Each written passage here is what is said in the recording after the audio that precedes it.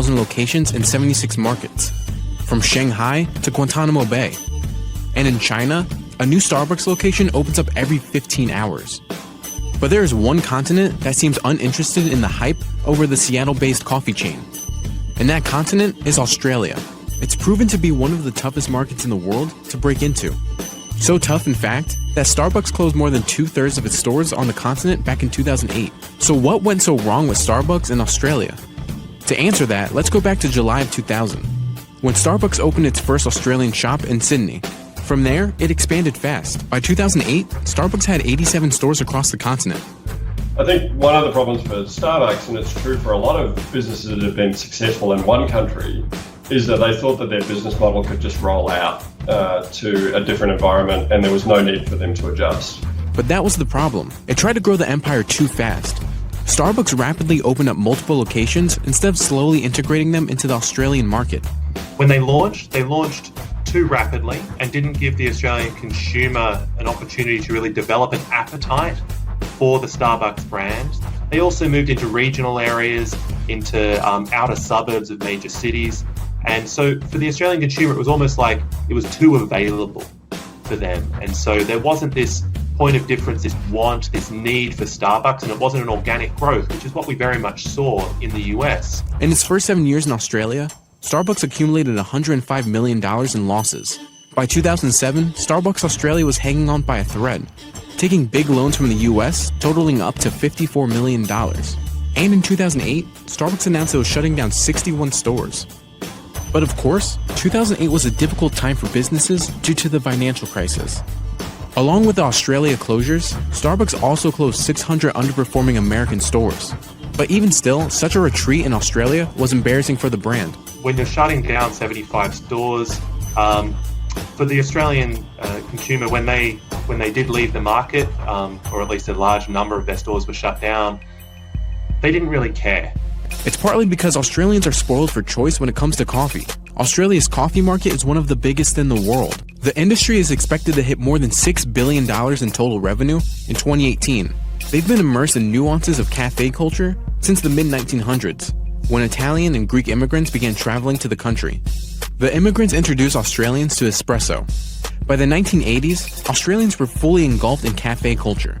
They've also grown accustomed to specialty menu items, like a flat white or an Australian macchiato. So cafes in Australia were born out of like the Italian culture of, meeting a friend and knowing your local barista and it being kind of like a local meeting place where everyone knew each other, and that coffee was just a part of that. And then Starbucks came in with what is more of an American style like coffee culture, which is essentially just like coffee is a product, coffee is a commodity, coffee is like perk me up in the morning. It's caffeination. Starbucks had a basic menu and offered more sugary drinks, which most Australians didn't like. In Australia, where local tastes are different, so we don't really want a coffee that's hundreds of ounces with lots of sugar in it. We want something a bit more sophisticated. Plus, Starbucks charged more than local cafes, so Australians instead opted to pay less for coffee they liked from a local barista they trusted. And so when you come in with this big hey, we're going to open all these cafes and they're all going to be to-go focused, it just was the complete wrong market for what the Australian was used to. But there is one American coffee company that's thriving in Australia. Founded in Chicago and now based in Australia, Gloria Jean's got the traction in Australia that Starbucks couldn't. Gloria Jean's has more than 400 Australian locations and serves more than 35 million consumers in Australia each year. So what is Gloria Jean's doing in Australia that Starbucks isn't? Well, the company attributes its success to two Australians who franchised the business in their home country. Shops started to show up in Australia in 1996.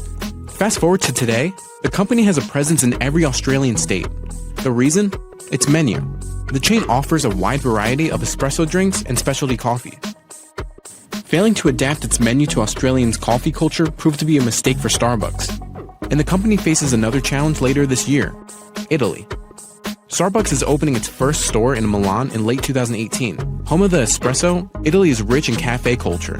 But according to Starbucks, it's not going to make the same mistakes that it did in Australia. The company said that it would develop in Italy with humility and respect for its coffee culture. it announced it would be opening a roastery, which is not your average cafe. It gives customers a chance to see coffee beans roasted and processed before their eyes, so there's a chance that it won't struggle like it did in Australia. But Starbucks isn't admitting defeat in Australia either. Starbucks is staging a comeback on the continent. In 2014, Starbucks locations in Australia were purchased by the Mount Waverley-based Withers Group. Starbucks told CNBC that since its sale to the Withers Group, the company learned a lot. So this time, it's taking a different approach to putting Starbucks on the continent. So if you just think about Australia as a big tourism destination, there's a lot of US and Chinese tourists. Starbucks have been very successful in China, and it makes a lot of sense for them to build out because there are people looking for something that's familiar to them. Now with 39 locations in Brisbane, Melbourne, the Gold Coast, and Sydney areas, this time it's not looking to appeal to Australians. But instead, the coffee giant hopes to be a familiar face for tourists visiting popular vacation destinations in Australia. Australia's always been a high-volume tourist market. The same thing in terms of international students at our universities, potential opportunities for them. And we're starting to see Starbucks enter into some large shopping malls here in Australia as well. Australia welcomed 9 million tourists from 2017 to 2018, and those international visitors spent more than $30 billion in 2017 alone. So tourists could possibly be the key to keeping the company afloat. Let's go. It's the largest retailer in the UK with over 3,400 stores. The brand has been met with success abroad in Europe and Asia, with international operation profits of over $500 million in 2018. There are more than 6,500 stores worldwide, but there is one place that the UK retailer just didn't take off: the United States. Tesco announced its US expansion in 2006, and at the time, Tesco was the third biggest retailer on the planet. But the brand just didn't click with Americans. Tesco left the US in 2013 when it sold off its remaining stores to Yucaipa companies. To understand why Tesco failed in the US, let's go back to the company's start. Tesco got its start in 1919 when Jack Cohen began selling surplus groceries from a stall in London's East End. The first official Tesco store opened 10 years later with the idea of bringing affordable foods to the people of Great Britain. In the 1930s and 1940s, Tesco expanded across London and the suburbs. Tesco went public on the London Stock Exchange in 1947, and in the 1950s, it opened its first supermarket. Starting in the 1990s, Tesco set its sights on global expansion. Tesco had stores in the Czech Republic, Poland, Ireland, Thailand, Malaysia, and India. By 2007, Tesco had over 1,300 stores in 12 countries. In that same year, the company invested roughly $500 million to establish operations in the United States. And in November of 2007, Tesco entered the US market. Instead of going by the name Tesco, these stores opened under the name Fresh and Easy. The name was supposed to introduce Americans to what they would expect from shopping at Tesco in America: fresh food at a reasonable price. It also had small store formats to make shopping simpler, and it offered lower prices under its company-owned labels. For Americans, the shopping experience at Tesco was a lot different from what they were used to. Fresh and Easy stores were a fraction of the size of the average American grocery store. They were designed for the kind of consumer who shops daily. There were more ready-to-go meals for consumers than your typical American grocery store. And there were lots of self-service checkouts. The format of typical American grocers are really big compared to Tesco's. They're designed for a shopper who shops in bulk and on a weekly basis. That means checkout counters are typically staffed with clerks and baggers, and there are more brand names on shelves. And there isn't nearly as big an emphasis on ready-to-go meals. The designation Fresh and Easy is actually a very good sub-branding. In other words, Fresh and Easy, pretty much sums up the two key attributes that they were selling: freshness of the product and convenience. The first of Tesco's 53 Fresh and Easy stores all launched in the West in states like California, Arizona, and Nevada. So how did Tesco come up with its strategy for the US? It actually embedded with the American consumer before entering the market. Tesco sent executives and anthropologists to live with families in the US to get a sense of how the typical American family spends their money on groceries. And they put a large number of people, maybe 40 people, into California to research the market. But these people did not research the market very intelligently. They understood the culture to a degree. The concept of these Fresh and Easy stores, these small convenience stores with fresh and easy food, that was something that would work in London with Tesco Express, but wouldn't work so easily in the LA area. And at Tesco's peak in the United States, it had 208 Fresh and Easy banner stores, and all were in the West. That was actually well below expectations. Tesco initially planned to open 200 stores by the end of 2008, but it ultimately wanted to open 1,000 stores. But by 2013, the retailer was hemorrhaging cash in its first 5 years in the US. The company racked up losses of over $1.5 billion. Are sales improving on a weekly basis? Every week. Are they meeting Tesco's original targets? Our sales are improving every week, and we're very happy we're exceeding budget. You're exceeding budget? We are exceeding our budget. You're making a profit? We are. I didn't say that. I said we're exceeding our budget. Tesco anticipated it would finally break even in 2014, but the brand decided not to wait it out. It announced in April of 2013 that Tesco would exit the US market. What went so wrong with Tesco in the US? When Tesco launched in America, its stores were all located in the West. At the time they decided to enter the US market and they'd done their research, they had found that per capita spending at supermarkets in the western states where they had targeted was higher than any other region in the country, actually about 15% higher than the national average in 2007. But then the financial crisis of 2008 hit. Like many other companies, Tesco didn't see the Great Recession coming. Where two of the core metropolitan areas that they had decided to focus on were Phoenix and Las Vegas. When the recession hit, the economy in those two metro regions cratered. The subprime mortgage crisis and the Great Recession was going to be bad news for anybody. But their particular geographic focus in the West meant that it was particularly bad news for them. Tesco's locations also happened to be in some of the states affected most by the Great Recession. Arizona, California, and Nevada saw unemployment rates that are higher than the national average. Consumers in these states also cut back on spending, and when they did spend, they went to retailers that offered the lowest prices possible. But just in general, in terms of entering the market, in terms of the recession, this is a really bad time to kind of have this message that Fresh and Easy espoused of having, hey, fresh and healthy products at a competitive price. Because as consumers look to stretch their budgets as far as possible when the recession hits, they turn to well-known retailers that had long-standing reputations for low prices. These stores were also in areas where there wasn't much foot traffic. So they ended up acquiring leases on a large number of properties that were basically on the wrong side of the road. In other words, they were on the inbound commuting side of the highway instead of the outbound or going home side of the highway. So you can see immediately that, people are going to go straight by them on the way into work. When you want to go in to get something to eat on the way home from work, they're on the wrong side of the road. Geography was only part of the problem. Tesco also faced pushback by the American consumers. The Fresh and Easy stores didn't embrace the idea of the classic American grocer. Instead, they embraced Tesco's British style of food shopping. American grocery shoppers tend to gravitate toward larger stores that have everything under one roof.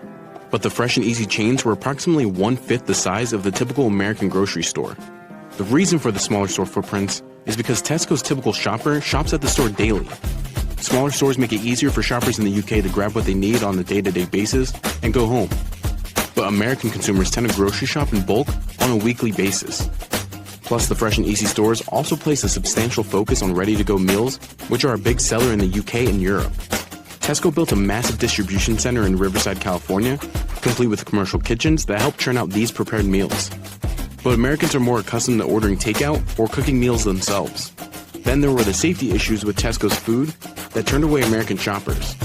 To address food safety issues, Fresh and Easy stores offered produce that was wrapped together in cellophane bundles. Now, consumers in the U.S., however, and that might have worked in the U.K. and in Europe, but consumers in the U.S., they're picky when it comes to getting their produce because people want to be able to touch their produce before buying it. However, because the food was wrapped, or the produce was wrapped in cellophane, people weren't able to do that. And additionally, if they wanted, for example, like one item, like one onion or one bell pepper, they were not able to do that. They would have to buy it kind of in wrapped with multiple items. Tesco's Fresh and Easy chains didn't go after big retailers like Target and Walmart. They tried to target a niche market of consumers. But the stores just simply didn't resonate with the American shoppers. In the end, Tesco pulled out in 2013 at the cost of several $billions. It sold off its stores and its distribution and production facilities to Yucaipa companies. Yucaipa acquired more than 150 store locations, while the others were shuttered by Tesco. Tesco also ended up loaning Yucaipa companies $120 million to take over the Fresh and Easy brand. But just 2 years later after the sale, Yucaipa began to close down the remaining Fresh and Easy stores, and in 2015, the company filed for bankruptcy. CNBC reached out to Tesco about the company's time in the US, but the company did not respond to any questions. But Tesco isn't the only British supermarket to fail in the US. Sainsbury's exited the US in 2004, and Marks & Spencer's called it quits in 2006. So Tesco's ill-fated attempt to break into the US wasn't totally unprecedented, but it did turn out to be one of the biggest failures yet, and resulted in major losses for the. Okay, you want me to talk about my early business failures and what went wrong and what did I do to get it right? Well, you're gonna make me depressed, man, right? Remind me of my failures, all those expensive mistakes from the past. I tried a vending machine business. I tried the computer fixing business. I tried a network marketing business. I tried to recruit my friends and things like that. And then I joined the NFL club. You know what that is? No friends left. No one want to take my call anymore, right? And also I tried mail order business. So a lot of these business failures. And I could tell you, it boils down to one thing. All these ideas that I had most of the time because I thought it was a good idea. Here's what I believe in. Every single damn problem I have in my life right now started off as an idea. Right? It started off as an idea that, hey, you know what? I could make some money doing that. I could make a few bucks doing this. And no, it was just a bad idea. I didn't have the experience. I didn't know how to analyze the market. Is there a need for what I sell? And quite frankly, I didn't have the ability to execute. So the idea was fine, but my execution, just like most of you watching this video, your execution is lousy. You do not have, or you haven't developed the capability or the skills to execute the idea with excellence. 13 failures. Now, wouldn't you agree most people would have given up by this point? But I couldn't afford to give up because I had to take care of my mom, and because of all these business failures, I was $150,000 in debt. So I said to myself, hey, I already hit rock bottom. It could get any worse than this. I'm already in debt. I'm not making enough money. I have to make it. Then the business 14th, that's when I made it. And that's when I made the decision to learn a skill set. And the very first skill set, high income skill that I learned was copywriting, the ability to use my written words to sell, to market. So learning the art of copywriting, learning the art of communication, the art of closing changed my life. It's only after I learned that, then my business started to work. That's the distinction, because it doesn't matter what it is that you do. You may be thinking, well, here's my product, here's my service. I'm in the digital marketing business. I'm in the e-commerce business, right? I'm selling whatever product. I'm in the financial service. It doesn't matter. That's your product. That's your service. That's not your business. You are in the business of marketing that product or service. And unless and until you know how marketing works, how do you make an offer? How do you articulate your value to the marketplace? How do you communicate what it is that you offer in such a way that compels people that want to buy from you, that positions you as a leader, as an authority in the marketplace? When you know how to do that, then it doesn't really matter that much what it is that you sell. Yes, you need to know the business. You always want to know the business, but you will know what actually makes business go. You know what moves the needle. You know what actually creates revenue. Sales and marketing. When you know sales and marketing, you have an unfair advantage in the marketplace, period. Most businesses struggle because of lack of revenue. Why are they not making enough revenue? Why? Tell me. Because they don't have customers. Why don't they have customers? They don't know how to market. They don't know how to create a compelling message. They don't know how to create an engaging story and push it out there in the marketplace in a way that makes people react, that makes people respond, good or bad, that makes people respond in such a way that they want to do business with you. You may have the best product in the world. You may have the best service in the world. You may provide the best service. It doesn't matter. None of that matters if people don't know that you exist. If they don't know that you have something to offer, and if they don't want to buy from you, how would they know? It's like dating, right? You have the best personality, so what? If no one wants to go on that first date with you, they will not find out how good you are. They will not find out how nice you are. They just would not know. So that's what turned my business around. Now I have a lot of resources. You could go visit www.danlockshop.com. They have a lot of resources that actually teach you marketing and sales and entrepreneurship. You need to equip yourself with those